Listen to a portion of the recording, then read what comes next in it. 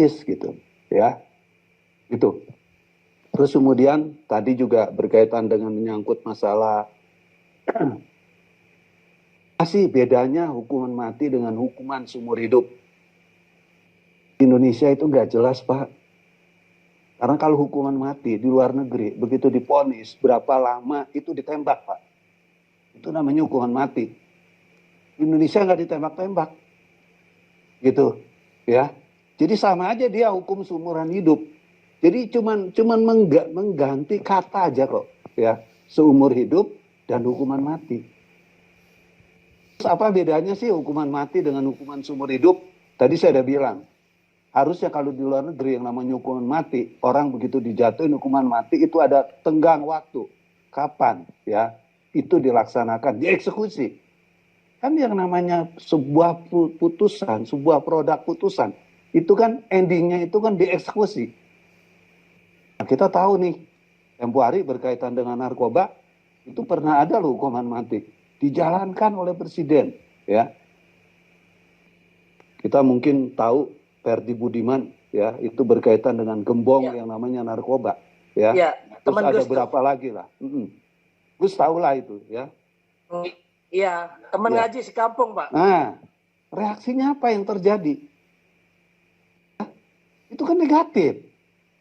Sehingga presiden itu nggak berani lagi mengeksekusi yang lain.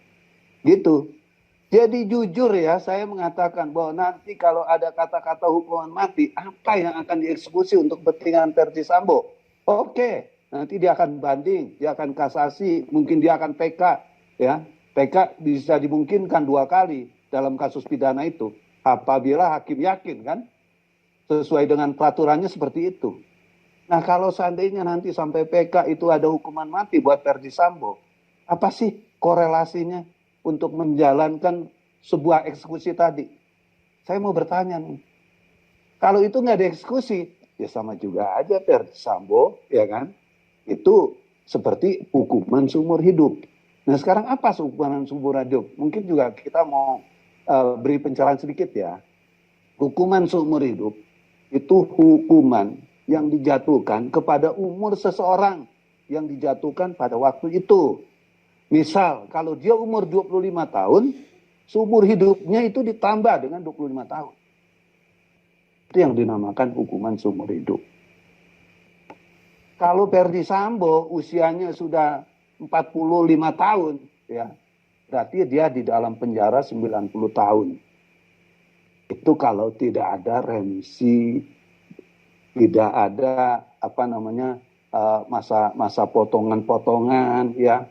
Sekarang kan senang pemerintah ini juga saya lihat senang memberikan keringanan-keringanan gitu ya.